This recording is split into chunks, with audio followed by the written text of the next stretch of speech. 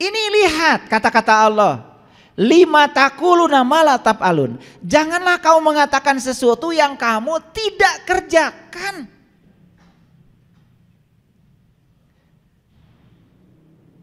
Jangan mengatakan sesuatu yang kamu tidak mengalaminya, tidak merasakannya. Paham maksud saya? Jadi artinya ciri orang beriman itu harus merasakan, harus mengalami. Rasakan syahadat itu, rasakan, keren sekali. Rasakan sholat itu, rasakan zakat itu, rasakan saum itu, rasakan haji itu.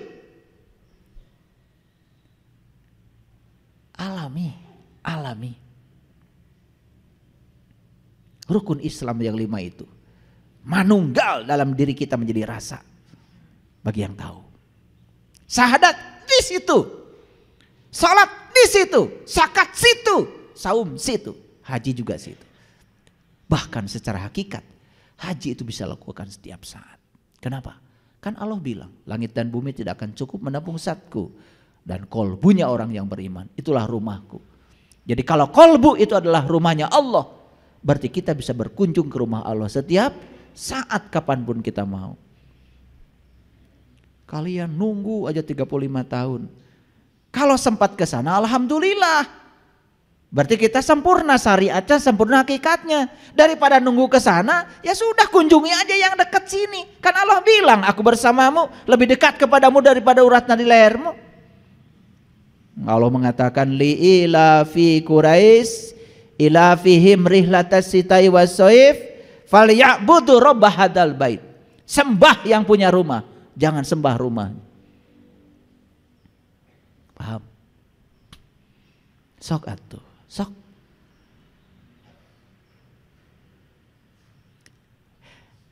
Mengerti pesan ayat ini?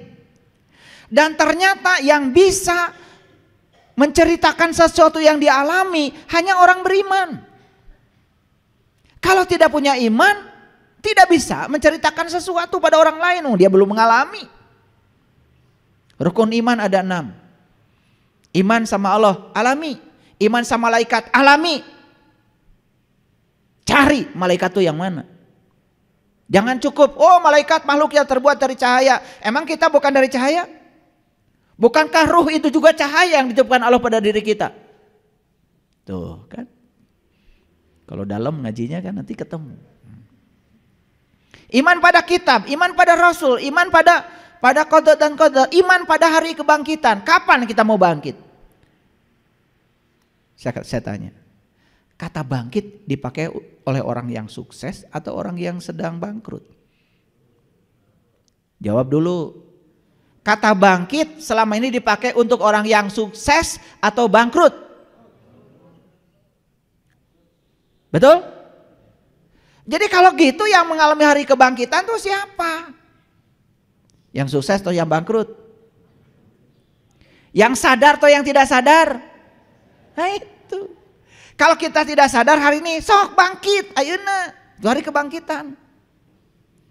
Kalau kita bangkrut, usaha teu jalan, maaf ya. Duit teu boga, budak teu sakola, nyalapar, bangkit atuh. Nah kita tuh terus aja nunggu kiamat yang nanti buat teu kabagian. Nu bakal kabagian we ayeuna, betul enggak? Paham maksud saya? Tabungan begitu masuk kartu saldo tidak cukup. Bangkit itu. Tambahan deui saldona. Betul enggak?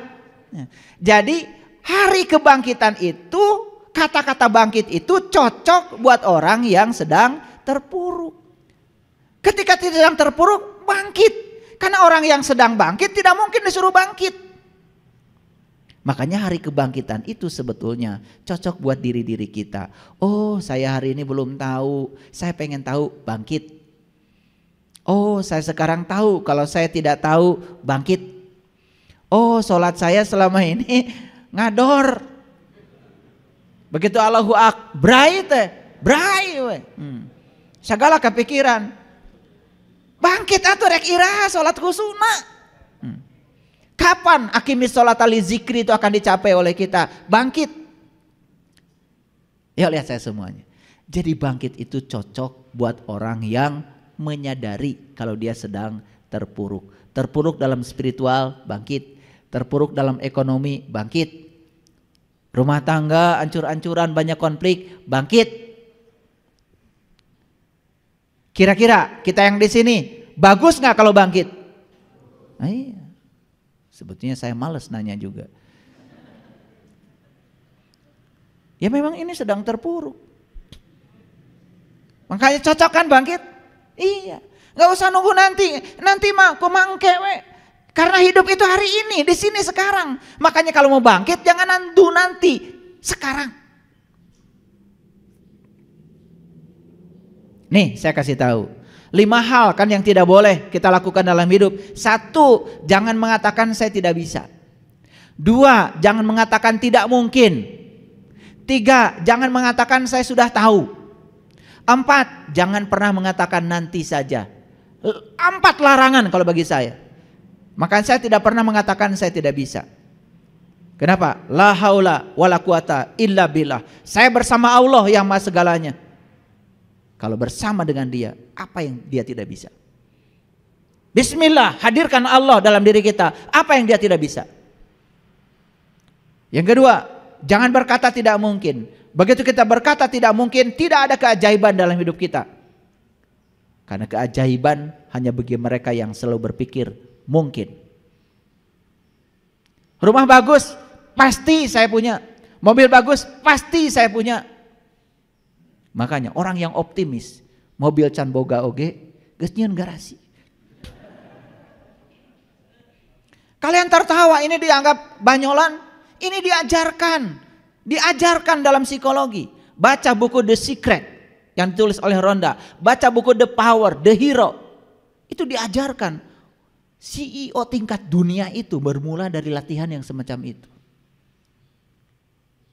Jadi saya di rumah ya, saya ingin punya kaos-kaos, baju-baju yang bagus, yang branded, yang bermerek. Duitnya belum ada, lemarinya udah ada. Nih buat polo sini, buat ini di sini, buat ini. Ada yang ngisi, ada yang ngisi. Sampai sekarang kalau saya ulang tahun, sepatu yang ulang tahun 2 tahun yang lalu, jangan kapake. Karena kita menyediakan ruang, cara itu bukan wilayah kita. Biarkan semesta yang memikirkan caranya. Hebat sebetulnya. Makanya saya bilang, hidup itu menakjubkan kalau tahu ilmunya. Saya senang jas. Ada yang ngasih. Mahal gak kira-kira? Oh, sok tahu kalian itu. Yang tahu itu yang ngasih. Gimana sih, baru aja diajarkan barusan sudah salah lagi. Mahal, murah. Boro-boro kalian, saya aja nggak tahu. Taunya saya pakai aja, nggak mikirin harga. Baru aja ditanya begitu udah salah lagi. Nah itulah kadang-kadang kita tidak sadar. Kita ini sudah lama kadang-kadang sok tahu. Betul nggak? Menilai, menghakimi, memberi pendapat seakan-akan kita yang paling tahu. Betul nggak? Iya. Stop. Yang paling tahu diri kita sendiri kok. Paham? Nah lanjut. Jadi orang beriman itu tidak boleh mengatakan sesuatu yang dia tidak mengalaminya. Gak usah kalian cerita, oh nanti di dalam kuburan begini. Can paeh maneh oge. Ajarkan kuburan yang sekarang nu kasorang ku urang. Mana kuburan? Nih. Siapa yang tersiksa di sini? Nih jiwa kita. Begitu pikiran kita buruk, tersiksa jiwa kita. Betul? Tah eta rasakeun kuburan eta we heula nu ayeuna. Ieu mau ngobrol. Kumaha kita di kuburan? Gegenir. Eta pertanyaan kumaha? Man robuka. Berarti malaikat mungkar nakir orang Arab. Kumaha mun teu ngartos bahasa Arab? Betul enggak? Jadi karena orang mengajarkan begitu, langsung kita begitu. Saya bukan anti terhadap itu. Tapi kalau Quran ini mengatakan, kamu hanya berhak mengatakan yang kamu alami. Obrol kenus kealaman. Betul apa tidak? Kan kuburan itu mancan kealaman. Dah saja kalau ditanya nih, mentang-mentang saya guru ngaji gitu, ditanya segala jawab enggak. Kalau ditanya, ada yang nanya sama saya, ayah nanti di kuburan tuh gimana? Teuing. Dah saya mancan kaditu. Saya mah cuman bisa menjelaskan nunggu kasorang di dia. Mana? Ya bagi saya kuburan itu tubuh saya. Yang terkurung di sini jiwa saya. Nah itu tuh sedang terkubur. Man robuka di dia kata saya mah. Nah dua munkar dan nakir. Yang harus kita jawab dalam hidup di sini dua. Allah dan Rasulnya. Karena dua yang harus kita tahu Allah dan Rasulnya. Makanya pertanyaannya juga munkar dan nakir. Saya mah di sini we. Dan yang di sana mah belum bisa saya ngobrol. Lucu tuh terlalu banyak orang yang ngobrolkeun di ditu bari jeung can kadar itu. Saya nggak ngerti padahal ayatnya jelas tidak boleh menyatakan yang belum dilakonan. Ini ngerti nggak kajian dari saya? Makanya jangan suka sok tahu lah gitu ya. Obrolkan yang kamu tahu. Paham? Ada itu. Ayah bagus sekali katanya rumah ayah yang di Garut. Irama nih kak itu. Saya lihat di foto.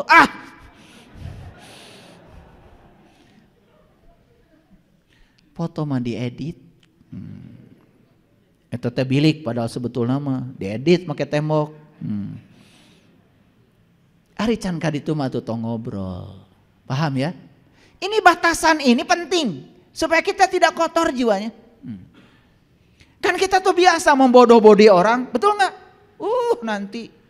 Nanti di surga bidadari 72. Karunya tuh ibu-ibu. Betul nggak? Apa nanti macan kasorang? Nah pakai diobrolkan. Yang hanya bisa kita obrolkan tuh yang sudah teralami. Paham? Paham? Sok. Sekarang mulai batasi coba. Obrolkan yang kita sudah alami. Keren coba. Mulai bersih tuh pikiran. Jiwa kita juga mulai sedikit bohong itu jadi dikurangan. Ya, cing tong raresep teh atuh kanu bohong teh. Kaburo maktan indallah. Awas. Bukan Allah marah besar, dah Allah mah tara amek. Tidak ada di dalam Asmaul Husna Allah Maha marah, tidak ada. Atau Allah Maha marah berarti Allah teh baperan. Kan kita kadang-kadang sok ngahina ka Allah teh betulnya. Lamun urang sae ka Allah, Allah bakal sae ka urang. Lamun urang teu sae ka Allah, dikutuk, diazab. Allah teh tersinggungan. Cenah Maha Pengasih, Maha Penyayang. Kita tidak akan dikutuk oleh Allah. Kita hanya akan dikutuk oleh perbuatan kita sendiri. Karena Allah menciptakan alam semesta berdasarkan hukum sebab akibat. Sebab baik menimbulkan akibat baik. Sebab buruk menimbulkan akibat buruk. Gitu aja. Sederhana kok. Kan Allah mau walas masih. Kartos. Nah, kaburo maktan indallah. Jadi artinya Allah nggak ridho kalau kita membicarakan sesuatu yang kita tidak melakukannya. Tidak mengalaminya. Stop ya, mulai sekarang ya. Tongsok ngabobodo ka budak teh. Jang gara ngaos. Nah apa make ngaos? Pahala. Jaga. Ujang teh bakal menang pahala di akhirat. Lieureun atuh budak. Nu hiji jaga, nu kadua pahala. Ari pahala teh kan ditanya deui ku budak urang teh. Pak ari pahala teh naon? Urang ge teh nyaho.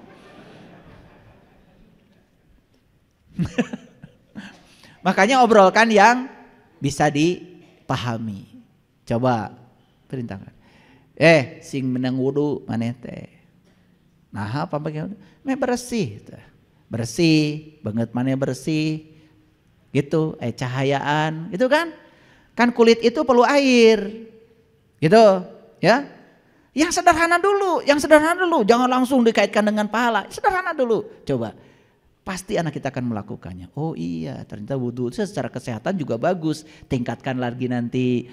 Oh ternyata wudhu secara spiritual tuh bagus. Kenapa wudhu? Ternyata Nabi Muhammad mengajarkan walaupun yang nempel di wajah ini air biasa. Tapi kan Nabi Muhammad mengajarkan putihkan wajahku dengan cahayamu. Kan keren tuh. Tingkatkan pelan-pelan aja. Sesuai dengan tahap perkembangan mereka. Sehingga mereka bisa memahami agama itu keren. Paham? Ya. Oh, kita lanjutkan. Lihat sini semuanya. Ada pohon apa itu? Pohon kelapa. Yang sebelah kanan? Pohon apa tuh? Duren. Ya salah saya, gambarnya kurang besar. Ya, bukan salah kalian. Yang ini pohon kelapa, ini pohon duren. Kira-kira berapa tahun itu, ya? Dia itu bisa berbuah duren? Mulai waspada ya. Pertanyaan saya jebakan sebetulnya, ya. Saya juga nggak tahu. Ini saya ambil dari YouTube ini, saya ambil, tapi Pak Amitan dulu, saya minta maaf ini ya, diambil gambarnya. Yang jelas, duren ini bisa menghasilkan duren itu perlu waktu. Tidak mungkin hari ini nanam, besok kemudian jadi duren. Paham? Pohon kelapa yang sebelah kiri, saya juga tidak tahu umurnya berapa. Karena yang tahu umur dia berapa, dia sendiri.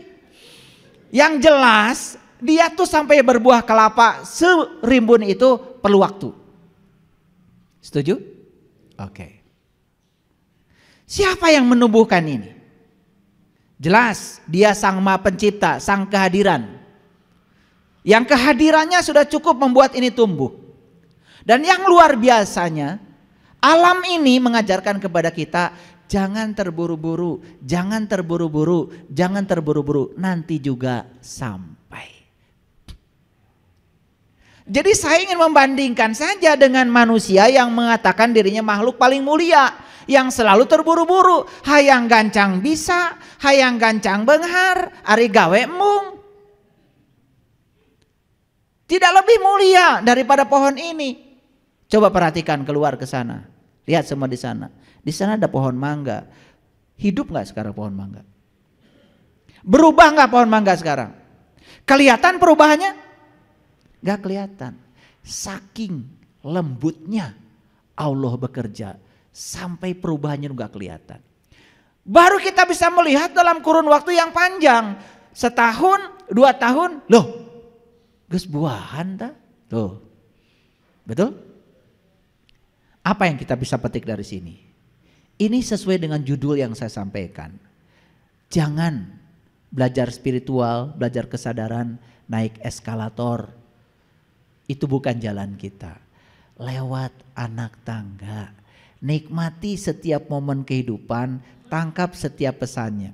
Yang enak akan ditinggalkan, yang gak enak akan ditinggalkan. Yang akan kita bawa adalah pesan dari enak, pesan dari tidak enak. Pelajaran apa yang bisa membuat kita menjadi dewasa? Kedewasaan jiwa itulah yang akan menyelamatkan kita. Clear sampai sini? Oke, sekarang saya akan masuk pada Quran. Lihat semuanya sini. Hari ini saya akan mengajarkan dialog yang sangat luar biasa di Quran surat Al-Kahfi. Ya? Dialog siapa dengan siapa nanti kita akan lihat. Mari kita awali dengan ayat 54 dari surat Al-Kahfi. Auzubillahi minasyaitonirrajim. Bismillahirrahmanirrahim. Walaqad syarrafna fi hadzal Qur'an. Ya. Dan sesungguhnya kami telah mengulang-ulang bagi manusia dalam Al-Qur'an, hadzal Qur'an, dalam Qur'an. Apa katanya? Min kulli masalin. Berbagai macam perumpamaan. Nah, perumpamaan itu siloka. Siloka itu simbolik, bukan yang sebenarnya. Jadi oleh karena itu Quran itu jangan ditangkap yang sebenarnya. Karena banyak sekali di dalam Quran itu adalah siloka. Siloka itu simbolik.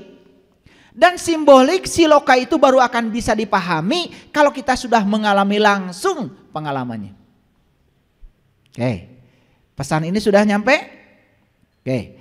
Tetapi Allah mengatakan apa? Wa kanal insanu aksaro syai'in jadala. Dan manusia adalah makhluk yang paling banyak membantah. Jadala, jidal itu berdebat. Jadi kalau disampaikan perumpamaan yang ini perumpamaan ini maksudnya ini loh. malah manusia mendebatnya. Siapa yang akan mendebat? Coba, ada yang pintar? Siapa yang akan mendebat?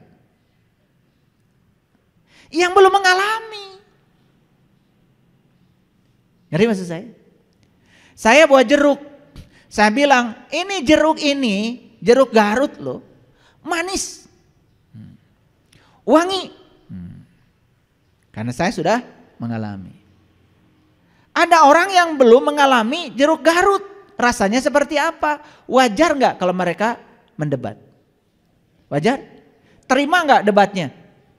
Ya, biarkan mereka mendebat karena itu wajar. Terima saja. Jangan dipaksa dia harus mengiyakan pengalaman kita. Betul? Oke. Jadi ayat ini mengatakan wa kanal insanu aksaro syai'in jadalla. Kebanyakan manusia itu suka berdebat, suka membantah. Jadi kesimpulannya apa? Berarti kebanyakan manusia tidak bisa memahami perumpamaan dalam Al-Quran. Berarti kebanyakan manusia belum mengalami apa yang dialami. Nabi Muhammad mengalami pengalaman spiritual, apa yang beliau alami kemudian disampaikan kepada kita. Mungkin menyampaikannya karena perintah Allahnya seperti itu harus dalam bentuk siloka. Karena kita dikasih pikiran. Nah kita tidak mengalami, maka siloka ini akan ditafsir oleh kita jauh dari realita yang dialami oleh beliau. Makanya perdebatan tidak bisa dihindari lagi. Itulah pentingnya kita punya guru yang bisa mengantarkan kita untuk bisa mengalami langsung pengalaman spiritual itu. Sehingga kalau sudah mengalami kita tidak usah berdebat lagi. Paham sampai sini? Siapa yang suka mendebat? Yang belum mengalami. Wajar mendebat? Wajar. Jadi kalau dia ingin berhenti dari mendebat, suruh dia mengalami. Pasti beres. Betul? Ya. Enggak kok, kopi itu getek. Enggak apa-apa, jangan didebat karena dia belum minum kopi.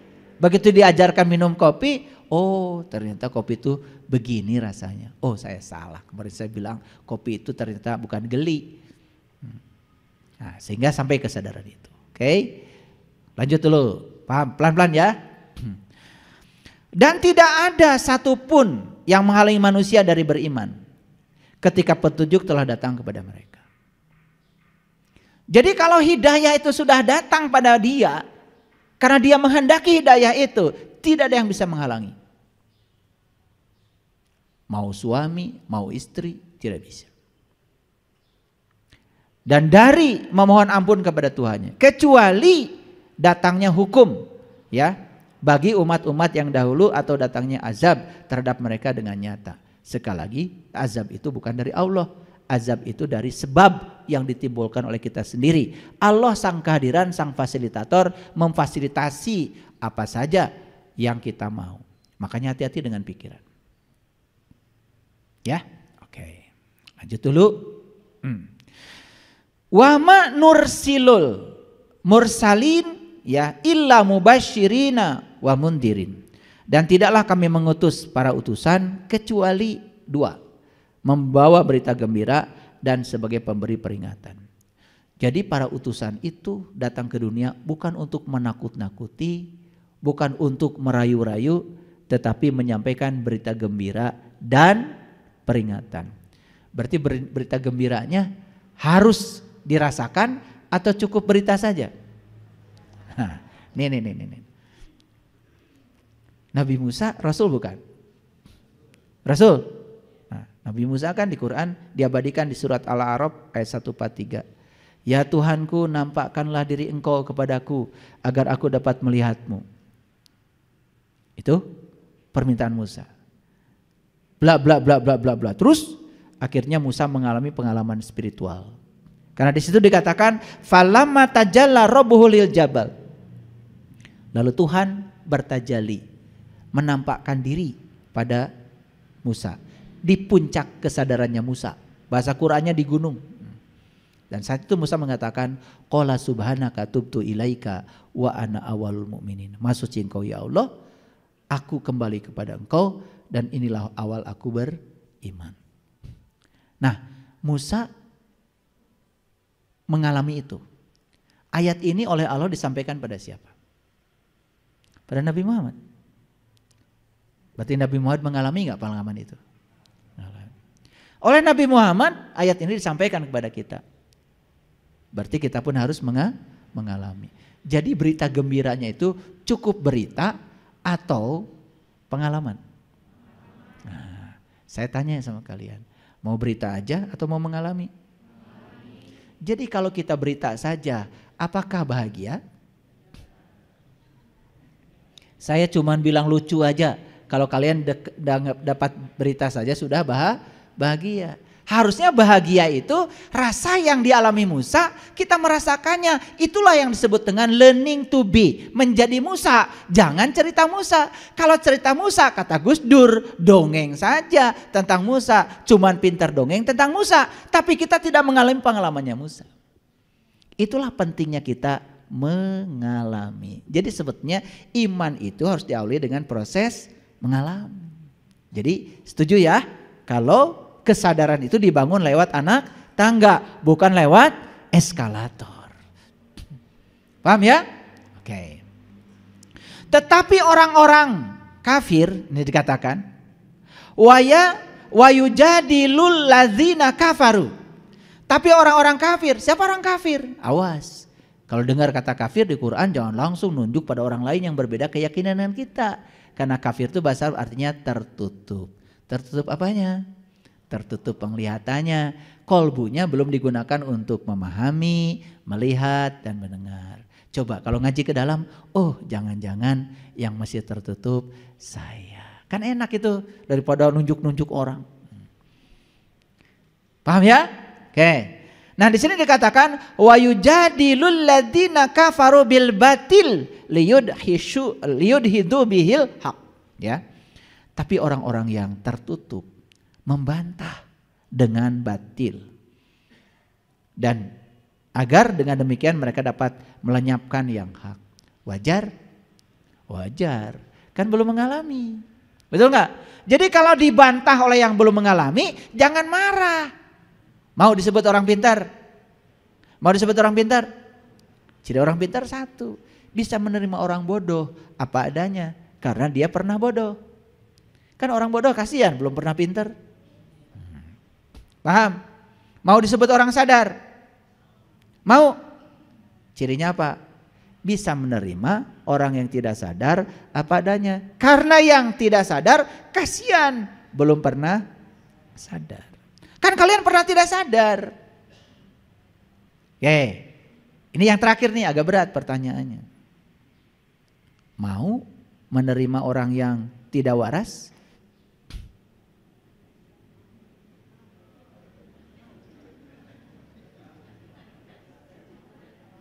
Atau pertanyaan dibalik deh oleh saya, mau disebut waras? Apa cirinya? Bisa menerima yang tidak waras apa adanya. Karena kita pernah tidak waras. Kan kasihan dia mah belum waras. Betul nggak? Nah, ini lebih berat lagi. Suka minta dihormati nggak ketika bulan puasa? Hormati yang berpuasa. Suka bikin spanduk itu kan kalian? Jadi yang warasnya yang mana ini? Yang tidak puasa atau yang berpuasa minta dihormati? Kalau yang berpuasa sudah sadar harusnya bisa menerima. Yang tidak berpuasa apa adanya? Karunya can sadar.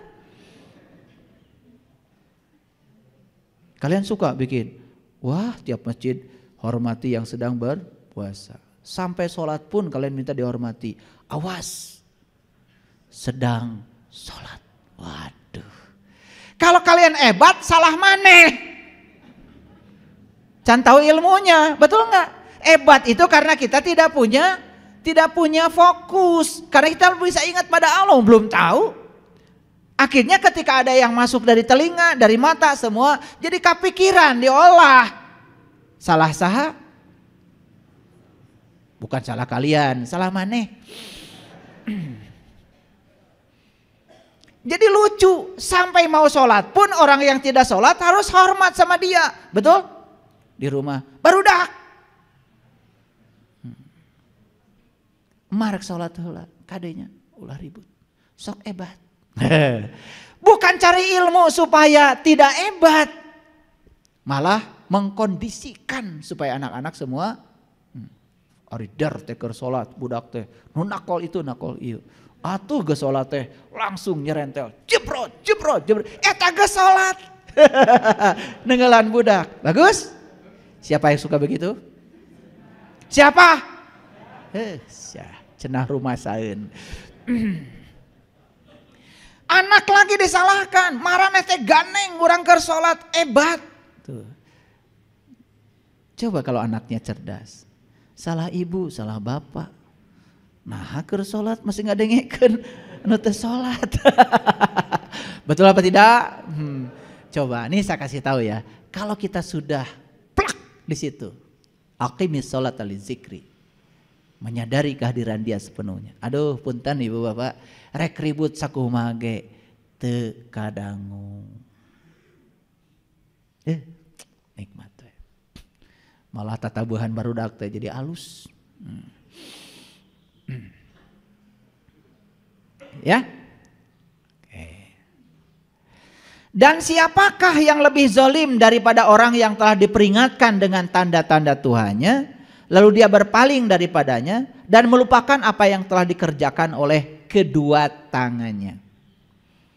Sesungguhnya kami telah meletakkan tutupan di atas kolbu mereka sehingga mereka tidak memahaminya, sumbatan di telinga mereka. Dan kendati pun kamu menyuruh mereka kepada petunjuk, niscaya mereka tidak akan mendapatkan petunjuk selama-lamanya. Bapak Ibu, maaf ya saya bukan ngalamin. Kalau Bapak Ibu masih mau datang ke sini dan mau mendengarkan kajian ini, itu sudah luar biasa. Artinya masih ada potensi untuk bisa jujur pada diri sendiri. Untuk bisa menemukan kebenaran sejati pada diri. Karena apa?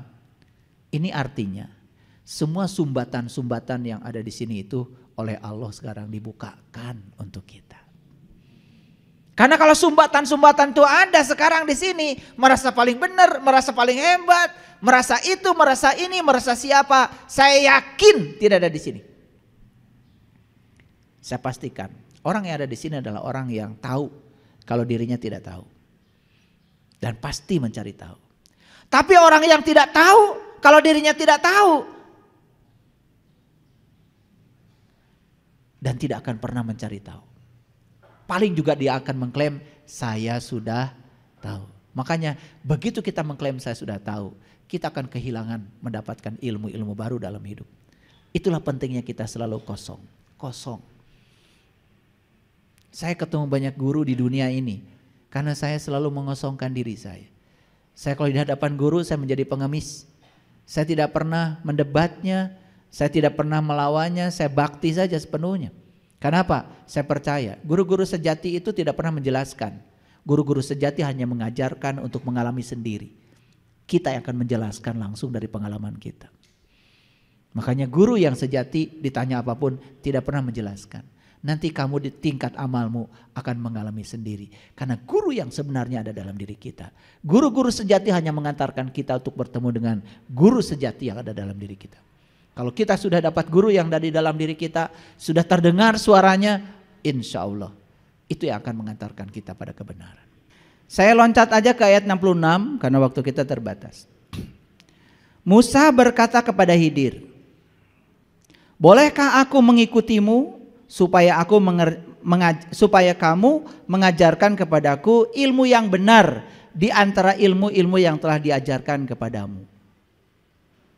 Jadi ini permintaan dari seorang murid kepada guru.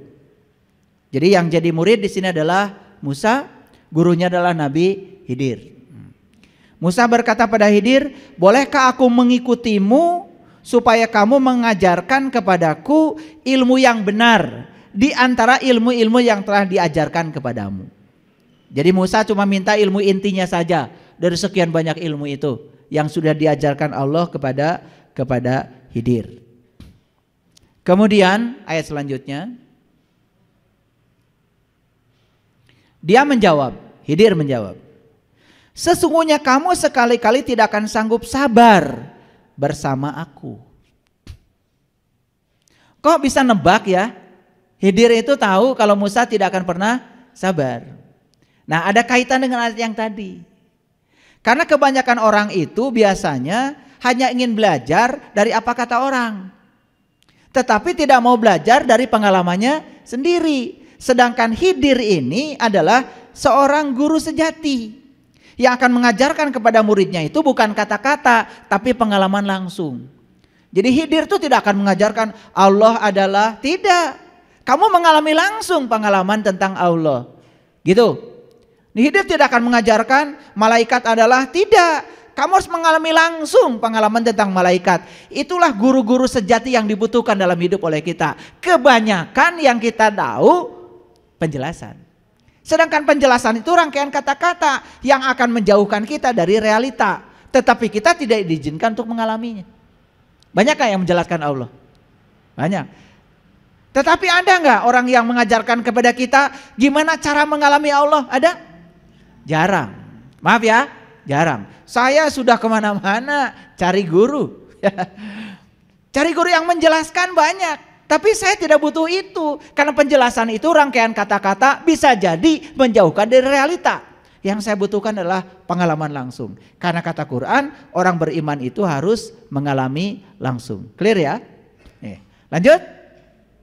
Jadi Khidir tahu kamu gak akan bisa sabar. Oke, lanjut dulu. Nah, dibacakan pelan-pelan ya ayatnya. Dan bagaimana kamu dapat sabar atas sesuatu yang kamu belum mempunyai pengetahuan yang cukup tentang itu. Nah, pengetahuan yang cukup itu kalau sudah dialami. Paham ya? Nih, saya kasih tahu misalnya. Ini ada ayat di Quran mengatakan gini. Dan kamu akan melihat matahari ketika terbit condong dari gua ke sebelah kanan. Ngerti? Ngerti? Ngerti? Kan di sini ada dua, ada yang ngerti, ada yang enggak. Yang mengalami langsung ngerti. Oh, itu matahari itu yang disasate tea, panon poe disasate. Tapi yang nggak tahu langsung, oh matahari itu terbit. Nah, padahal di Quran terbit condong dari gua ke sebelah kanan. Nah, guanya yang mana, kanannya yang mana kan nggak ngerti. Karena itu mutasabihat. Tapi kalau sudah dialami langsung, dek, itu maksudnya. Di ayat selanjutnya, dan kamu akan melihat matahari terbenam ke sebelah kiri. Padahal matahari terbit dari timur kan? Kan terbenamnya di barat. Tapi Quran mengatakan matahari terbit dari kanan dan terbenam ke kiri. Coba. Kalau belum mengalami, pusing kan? Nah, padahal kanan itu artinya ruhani, kiri itu jasmani. Jadi cahaya ilahi itu begitu kita terlalu duniawi, terlalu jasmani, akan tenggelam di kejasmanian kita sendiri. Nah, yang mengalami akan mudah.